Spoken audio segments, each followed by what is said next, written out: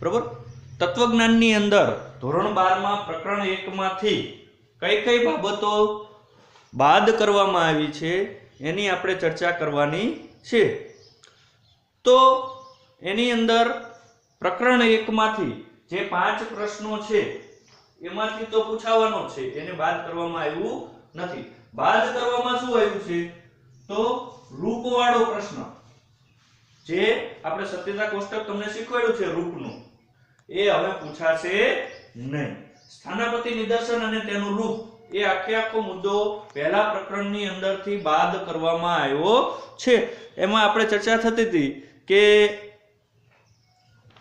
એક કોષ્ટક બનાવવાનું આવે, એનું રૂપ ઓળખાવવાનું આવે, 3 માર્ક્સની અંદર પૂછાતું હતું, એ પૂછાશે નહીં। એટલે કે બાદ શું થયું છે તો પાના નંબર 18 થી સ્વાધ્યાય પૂરું થાય ત્યાં સુધીનો જે કોર્સ છે એ પહેલા પ્રકરણની અંદરથી બાદ કરવામાં આવ્યો છે, બરોબર।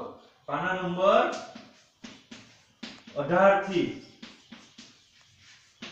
એનો કોર્સ બાદ થઈ ગયો છે, એટલે એ પૂછાશે નહીં। એમાંથી કોઈ પણ પ્રકારનો પ્રશ્ન નહીં પૂછાય, આગળની જ આપણે તૈયારી કરવાની ટૂંકા પ્રશ્નો માટે પણ। બીજું પ્રકરણ, તો બીજા પ્રકરણની અંદર આપણે જે કાંઈ શીખ્યા છીએ એમાંથી કાંઈ બાદ થતું નથી। પ્રકરણ 2 ની અંદર આપણે જે કાંઈ શીખ્યા છીએ એની અંદર બાદ થતું નથી। આપણે કીધું હતું કે એક દલીલ પૂછાશે, એની પ્રાતિક રજૂઆત કરવાની, પછી કોષ્ટક બનાવવાનું, દલીલ પ્રમાણભૂત છે કેવા પ્રમાણભૂત એ એમનું એમ જ પૂછાવાનું છે, એમાં કોઈ ફેરફાર નથી, બરોબર। પછી એક 3 માર્ક્સની અંદર પૂછાય છે દલીલ, તો એની અંદર સીધી પ્રાતિક રજૂઆત કરેલી આપણને આપેલી છે, આપણે શું કરવાનું હતું તો આપણે એની અંદર માત્ર ને માત્ર શું કરવાનું છે તો એમાં કોષ્ટક બનાવીને પ્રામાણ્ય તપાસવાનું, એ પણ પૂછાવાનું છે, એ રદ થયું નથી। એની અંદર બીજા પ્રકરણની અંદર મનોયત્ન 3.1 એ રદ કર્યું છે, એમાંથી મોટા પ્રશ્ન નથી પૂછાતા, પણ હવે નાના પણ નહીં પૂછાય, બરોબર। એટલે કે આપણા પુસ્તકમાં પાના નંબર 27 અને 28 ઉપર જે મનોયત્ન 3.1 આપેલું છે તે બાદ થાય છે। મનોયત્ન 3.1 પાના નંબર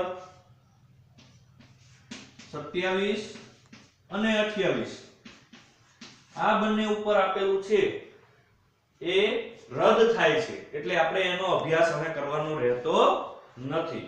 ત્યારબાદ પ્રકરણ 3, તો પ્રકરણ 3 ની અંદર આ પ્રકરણ આપણે પૂરું ભણ્યા પણ નથી, બરોબર।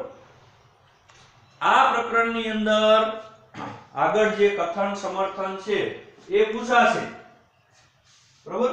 એના અનુમાનના 8 નિયમો છે, એના રૂપ આવડતા હોવા જ જોઈએ, એ પૂછાવાના છે। શું નહીં પૂછાય તો આપણે હવે નથી ભણ્યા એ નથી પૂછાવાનું। દલીલની રૂપલક્ષી સાબિતી વાળું નહીં પૂછાય, ખાલી જગ્યા વાળું પૂછાવાની શક્યતા રહેલી છે, એટલે આપણે એટલું જ તૈયાર કરવાનું છે। રૂપ, કથન અને સમર્થન આ આવડતું હોવું જોઈએ, સમર્થન નથી પૂછાવાનું એવું લખેલું છે અંદર, છતાં પણ હવે એમાં તો આપણને આવડે જ છે, બહુ ઈઝી છે, જે રીતે મેં તમને શીખવાડ્યું છે એ રીતે તમે કરશો એટલે એ આવડી જવાનું જ છે, એટલે આપણને એ આવડતું હોવું જોઈએ, બરોબર। જેટલું મેં અહીંથી ભણાવ્યું છે એ તમને આવડતું હોવું જોઈએ, એમાંથી પૂછાશે, બરોબર। એના કોઈ પણ જે 8 નિયમ છે એનું ગુજરાતી નામ અને ટૂંકું નામ આપણને આવડતું હોવું જોઈએ, રૂપ આવડતું હોવું જોઈએ, કથન આવડતું હોવું જોઈએ, સમર્થન આવડતું હોવું જોઈએ, જે ખાલી જગ્યા વાળી, બરોબર ને, એક જ ખાલી જગ્યા હોય એમાં પૂરી અને લખવાનું એ આવડતું હોવું જોઈએ। મેં જે ખાલી જગ્યા વાળી દલીલો શીખવાડી છે એ પણ આપણને આવડતી હોવી જોઈએ, બરોબર। બીજું એમાં વધારે ન આવડતું હોય તો ચાલશે। એમાં સત્યતા કોષ્ટક પૂછાશે નહીં, કોઈ પણ નિયમનું સત્યતા કોષ્ટક આમ પણ નહોતું પૂછાતું, પણ આમાંથી પણ રદ જ કરવામાં આવેલું છે, એ નહીં પૂછાય આપણને, બરોબર। પ્રકરણ 3 ની અંદર એવું પણ પૂછાવાનું નથી, એ બધું જ રદ છે। વધારે ભાર કોની ઉપર દેવાનો, ગુજરાતી નામ, એનું અંગ્રેજી નામ, કથન અને રૂપ અને કથન, બરોબર।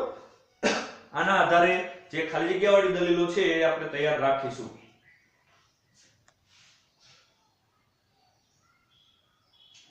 એમાં પણ મનોયત્ન 3.1 રદ કરવામાં આવેલું છે. મનોયત્ન સોરી અહીંયા 2.1 આવશે. સોરી હા 2.1 અહીંયા મનોયત્ન 3.1 રદ કરેલું છે એટલે આપણે જોઈશું. ત્યારબાદ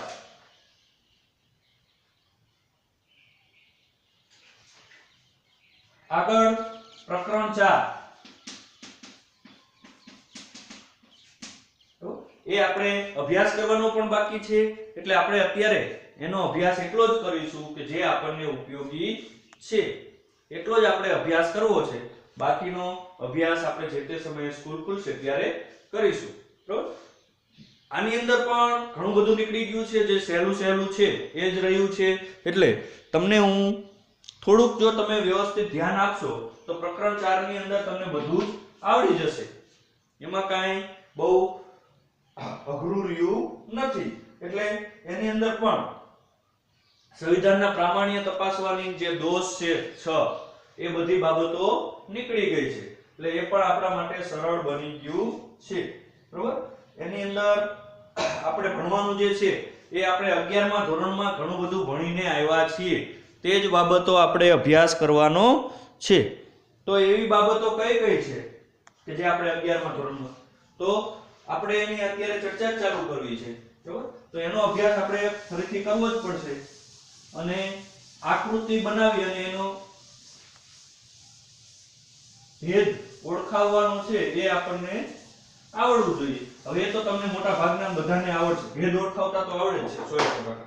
અને આકૃતિ તો શીખતા 2 મિનિટ થાય પણ જે આપણે 11માં પ્રકરણ 2 માં અને પ્રકરણ 3 માં જે ચર્ચા કરી છે એ તમને આવડતું હોવું જોઈએ. ત્યારે પણ મેં કીધું હતું કે આ 12મા ધોરણ માટે ઉપયોગી છે.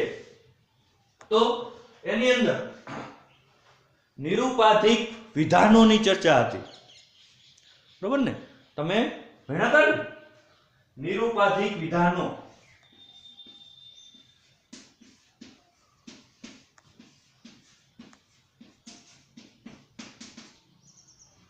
શેની ચર્ચા આપણે કરી હતી?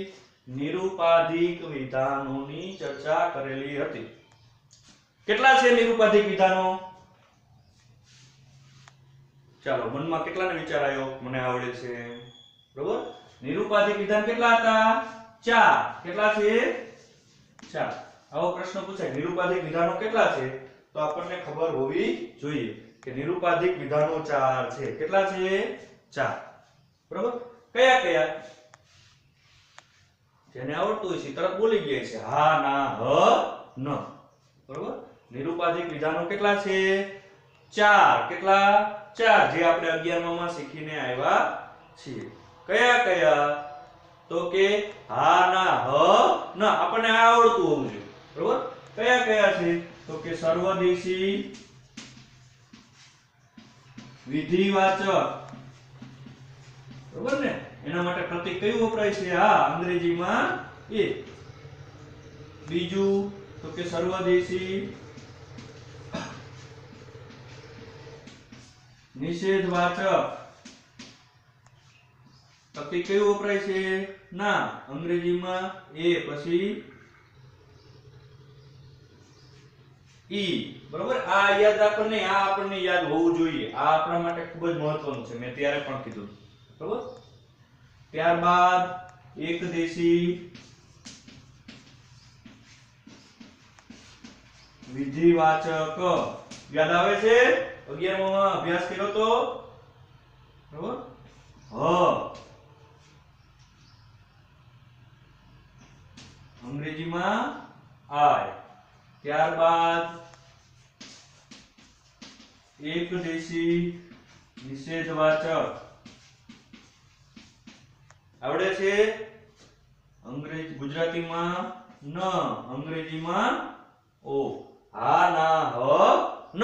બરોબર. આ ઓળખાવતા આવડવું જોઈએ કે વિધાન આપણને આપેલા હોય કયું વિધાન શેનું છે એ આપણને ઓળખાવતા આવડવું જોઈએ. બરોબર. તો જ આપણને જો આપણને ઓળખાવતા આવડતું હશે તો જ આપણે આની અંદર આવડશે.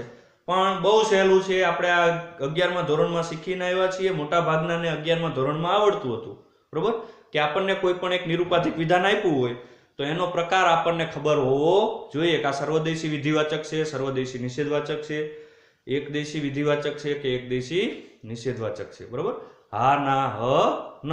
આ વિધાન આ પ્રકારનું છે, ના પ્રકારનું છે કે હ પ્રકારનું છે કે ન પ્રકારનું, એ આપણને આવડતું હોવું જોઈએ. ત્યારબાદ આપણે તેમાં ઉદ્દેશ્ય પદ અને વિધેય પદ વિશે ચર્ચા આવી હતી, તો તે પણ આપણને આવડતું હોવું જોઈએ. પ્રકરણ 4 એને નિરૂપાધિક સંવિધાન એવું નામ છે અહીંયા. બરોબર, જો આ આપણને આવડી જશે પછી નિરૂપાધિક સંવિધાન વિશે થોડીક ચર્ચા કરવાની છે અને એના આધારે આકૃતિઓ. બરોબર, ભેદ એટલે આ જ તે, હા, ના, હ, ન, એ ભેદ છે. તમને વિધાન ઓળખાવતા આવડે એટલે એ સરળતાથી આવડી જશે. આપણે આટલું કરવાનું થાય છે. એટલે આપણે સતત જો આની પ્રેક્ટિસ કરીશું તો આવડશે. બીજું કે કોરોનાના કારણે તમારા કોર્સની અંદર તમને ફાયદો થયો છે કે જે સહેલું છે એ જ પૂછાવાનું છે. એટલે થોડીક મહેનત કરી લઈશું તો વાંધો આવશે નહીં. સારું મિત્રો, હવે આપણે આગળના વિડીયોમાં કાલે મળીશું.